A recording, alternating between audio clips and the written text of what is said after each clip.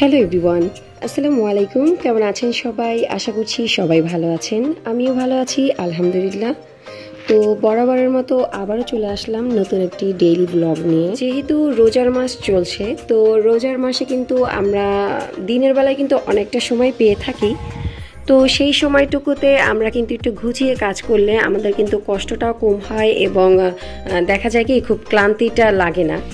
তো আমি ঠিক সেইভাবেই আমার রুটিনগুলো সাজিয়ে ফেলি। এইদিকে ঘরোয়া যে কাজগুলো রয়েছে তো সেগুলোকে আমি সুন্দরভাবে গুছিয়ে তারপর রান্নাবান্নার ওই সাইডটাতে যাই। তো এরই ফাঁকে কিন্তু আমি যেমন রান্নাবান্নার কিছু কাজ থাকে, যেমন পেঁয়াজ, কাঁচামরিচ এবং সবজিটাকে খুব ভালোভাবে এগুলোকে কুটে তারপর কিন্তু আমি এটা গুছিয়ে রাখি, যাতে করে রান্না করতে সময় না লাগে এবং কষ্ট না হয়। আর এই সাইডটাতে আমি চেষ্টা করি কি যে ঘরোয়া যে টুকিটাকি কাজ আছে সেগুলোকে সেরে ফেলার। তো এক্ষেত্রে কিন্তু আমার কষ্টটা খুব কম হয়ে থাকে।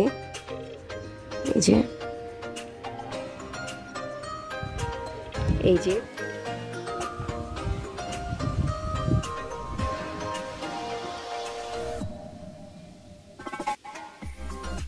এইদিকে আজকে সবাই আবার শপিং করতে গিয়েছে। তো দুদিন আগে আমি গিয়েছিলাম শপিং করতে। তো একেবারে সবাই গেলে তো হয় না, বাসা থেকে দুই একজন আমরা থাকি। তো আমি থাকলে তো আমার আন্টি বাসায় থাকে অথবা আমার মারা বাসায় থাকে। তো আজকে যেহেতু বাসায় একা, তো ভাবলাম যে ঘরে যে কাজগুলো করি এবং সেই কাজগুলো আপনাদের মাঝে শেয়ার করি। তো যেহেতু একা বাসায়, তো কাজের একটু প্রেশার রয়েছে, তাই ভাবলাম যে একটু শর্টকাটে সুন্দরভাবে কাজগুলোকে আমি যদি করে ফেলি, তো সেক্ষেত্রে কিন্তু আমার অতটা কষ্ট বা ক্লান্তি লাগবে না। এটার গুছানোর ফাঁকে ফাঁকে আমি কিন্তু এদিকে আবার রান্নাও করব। যেমন রান্নাটা আমি খুব করতে পছন্দ করি, আম্মুকে খুব কমই রান্না করতে দিই। যে ঘরোয়া কাজগুলো করার পাশাপাশি আমি চেষ্টা করি রান্না করতে।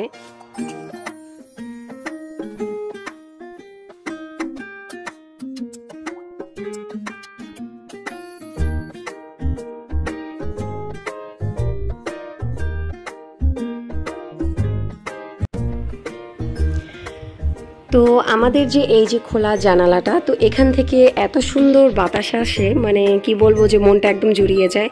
এবং যখন ফজরে আমরা নামাজ পড়তে উঠি, সেহরি খাওয়ার পর যখন ফজরটা এখানে বসি, তো এখান থেকে কিন্তু খুব সুন্দর একটি বাতাস আসে, মানে এত ভালো লাগে। আর ওই সাইডটাতে হচ্ছে নদী, তো আই থিঙ্ক নদীর সেই বাতাসটাই মনে হয় আমাদের এদিকে আসে, যত সম্ভব খুবই ভালো লাগে।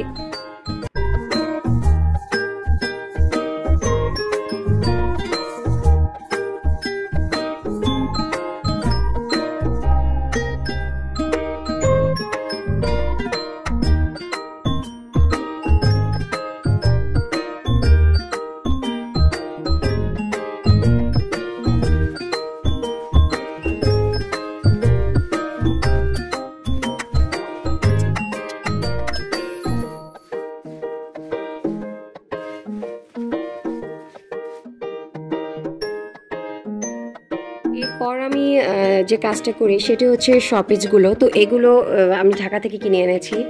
ঢাকা যে শাহবাগে যে মাটির জিনিসগুলো পাওয়া যায়, তো সেখান থেকে আমি কিনে এনেছি। তো যাই হোক, কতদিন পর পর এগুলোকে আমি খুব সুন্দরভাবে পরিষ্কার করে ফেলি, কেননা ধুলো ময়লা তো জমতেই থাকে। তো চেষ্টা করি টুকিটাকি এই কাজগুলোকে করে ফেলার।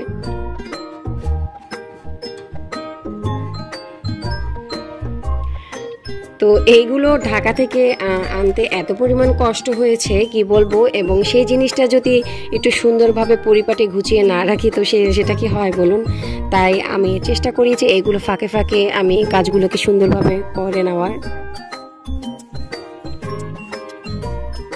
যদি কষ্ট না হতো তো সেক্ষেত্রে কিন্তু আমি আরও কতগুলো এরকম শপিস নিয়ে আসতাম।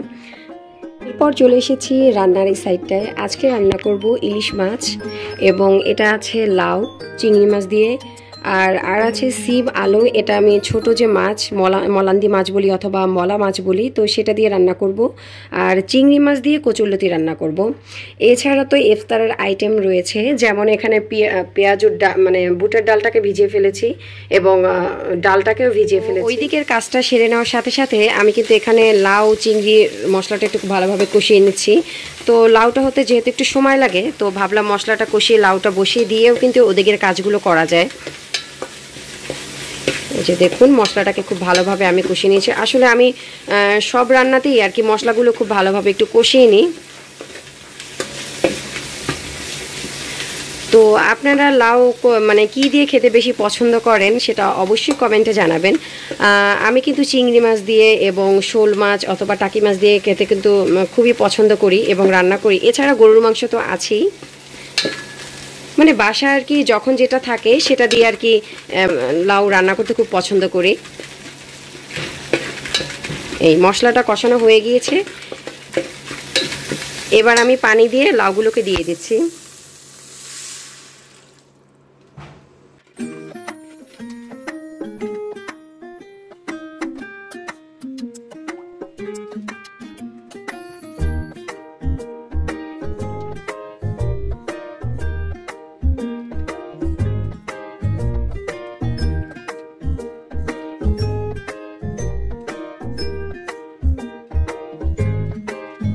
তো আমি সবসময় চেষ্টা করি লাউতে কম পরিমাণ পানি দেওয়ার, কেননা লাউতে যদি আপনি কম পানি দেন সেক্ষেত্রে কিন্তু লাউ রান্নার আসল স্বাদটা কিন্তু বেরিয়ে আসে। তো এটা কিন্তু আমরা অনেকেই জানি না। এরপর আমি ঢেকে দিচ্ছি। তো এটা হয়ে আসার সাথে সাথে আমি কিন্তু ওদিকের বাকি যে কাজগুলো আছে সেগুলোকে খুব সুন্দরভাবে সেরে নিব। এই যে দেখুন, আর এইদিকে মাছটাকে আমি কেটে সুন্দরভাবে ধুয়ে নিয়েছি, ধুয়ে পরিষ্কার করে নিয়েছি। তো এখানে মাছটা যদি বেশিক্ষণ থাকে হয়তো বা নরম হয়ে যাওয়ার সম্ভাবনা থাকবে, তাই আমি মাছটাকে ডিপ ফ্রিজে রেখে দিব। তো লাউটা হয়ে যাওয়ার পর এরপর আমি কিন্তু মাছটাকে রান্না করে ফেলবো। ততক্ষণে কিন্তু মাছটা ডিপ ফ্রিজে রেখে দিই, মাছটা ভালো থাকবে। যেহেতু ইলিশ মাছ এবং একটু গরম গরম পড়েছে তাই আমি মাছটাকে একটু ডিপ ফ্রিজে রেখে দিচ্ছি।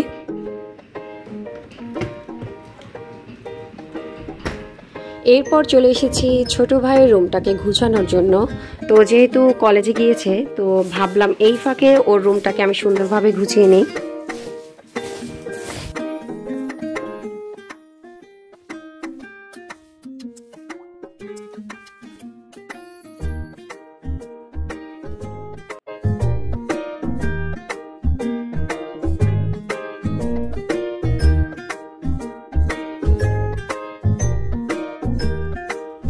আসলে এই রুমটা কিন্তু খুবই ভালো লাগে, কারণ দুই দিক থেকে জানলা রয়েছে। তো এদিক থেকেও বাতাস আসছে এবং এদিক থেকেও বাতাস আসে, খুবই ভালো লাগে। ছোটো ভাই রুমটা আমি যখনই সময় পাই, যখন ভিডিও এডিটিংয়ের কাজ থাকে এবং যে টুকিটাকি কাজ আছে, আমি কিন্তু এই রুমে বসেই কিন্তু আর কি কাজগুলোকে সেরে ফেলি। কারণ এই রুমটা আমার খুব ভালো লাগে, মানে খুবই মানে খোলামেলা আছে, যার জন্য এই রুমটা খুবই ভালো লাগে। ব্যালকনিতে তো প্রচুর বাতাস। এই যে দেখুন আমাদের ব্যালকনির এই সাইডটা।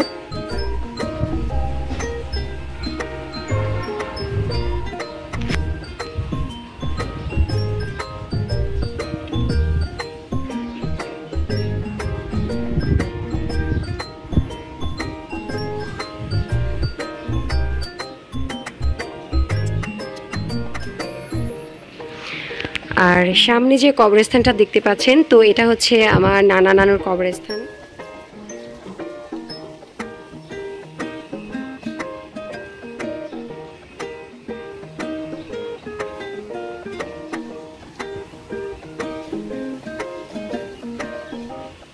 লাউটা কতটুকু হলো এবং একটু দেখে নিচ্ছি, মানে কিরকম হলো, একটু নাড়াচাড়া দিয়ে দিচ্ছি। যাক,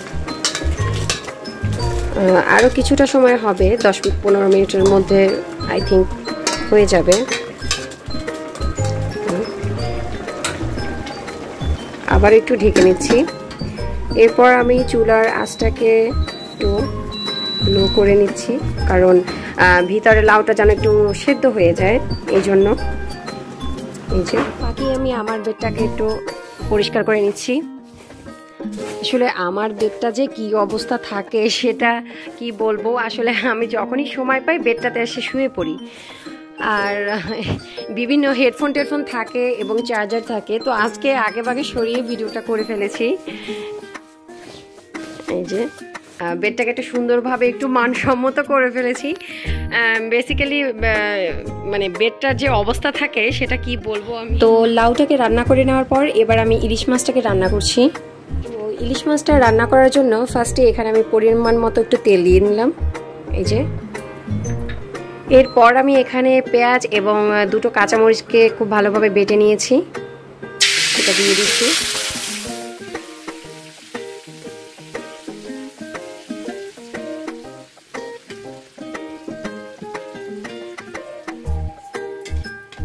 এবার আমি পেঁয়াজটাকে হালকা একটু ভেজে নিচ্ছি। তো পেঁয়াজটাকে ভেজে নিলে হালকা মানে খুব সুন্দর একটি ফ্লেভার আসে।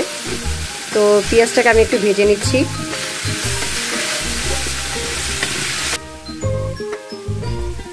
এবার দিয়ে দিচ্ছি সামান্য একটুখানি পানি, যেন নিচে পুড়ে না যায়।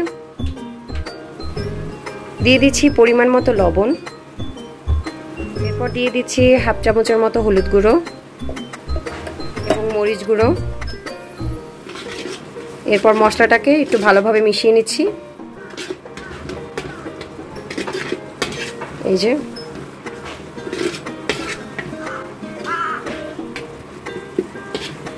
তো এইদিকে মশলাটা হয়ে যাওয়ার সাথে সাথে আমি এখানে মাছটাকে মাখিয়ে নিচ্ছি ভেজে নেওয়ার জন্য। তো এবার আমি মাছটাকে একটু ম্যারিনেট করে রাখবো। ফার্স্টে দিয়ে দিচ্ছি এখানে হলুদ গুঁড়ো, এই যে হলুদ গুঁড়ো। এরপর দিয়ে দিচ্ছি মরিচ গুঁড়ো। এরপর নিয়েছি সামান্য পরিমাণ লবণ। এই যে এবার মাছটাকে একটু হালকা মেখে নিচ্ছি।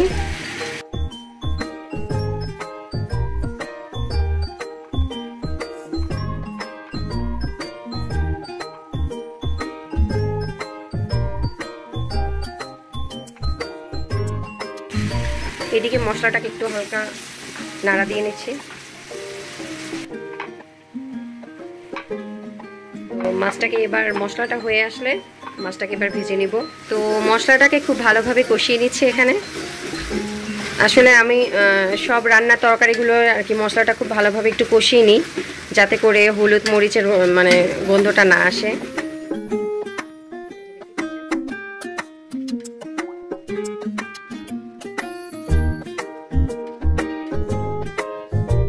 মশলাটা হয়ে যাওয়ার পর এবার আমি পরিমাণ মতো একটু পানি দিয়ে দিচ্ছি।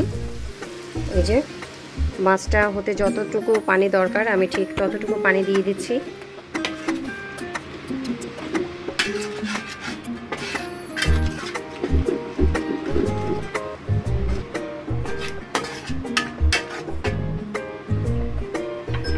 মাছগুলোকে ভেজে নিচ্ছি। এই যে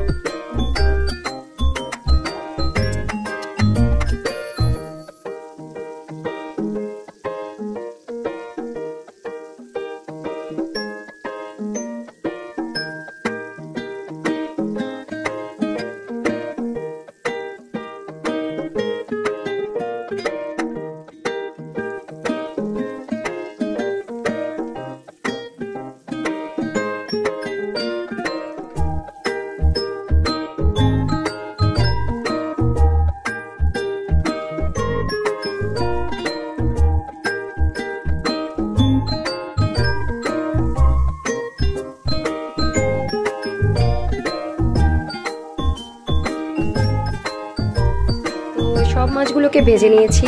এবার এখানে মশলা যেহেতু আগে কড়াই ছিল, এবার আমি মাছগুলোকে দিয়ে দিচ্ছি। দেখুন আস্তে করে দিয়ে দিচ্ছি।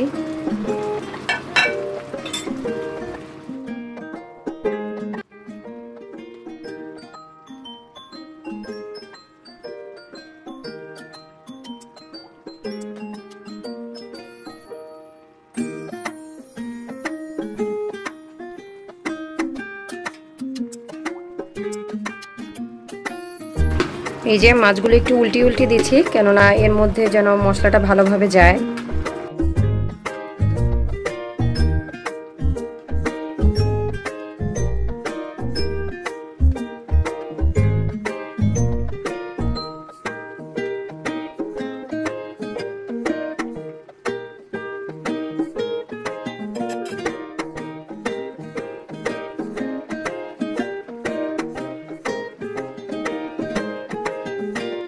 তো মাছটা রান্না করা হয়ে গিয়েছে। এই যে মাছের মশলাটা কিছুটা শুকিয়ে এসেছে,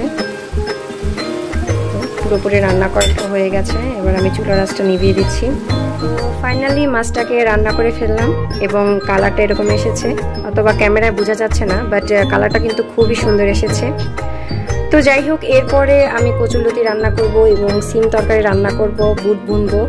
তো ভিডিওটা অনেক বড় হয়ে যাবে, যার জন্য আমি এর পরবর্তী রান্নাগুলোকে দেখালাম না। তো এই ছিল আমার আজকের আয়োজন এবং পরবর্তী ভিডিওতে আবার দেখা হবে। ততদিনে আপনারা ভালো থাকুন এবং সুস্থ থাকুন।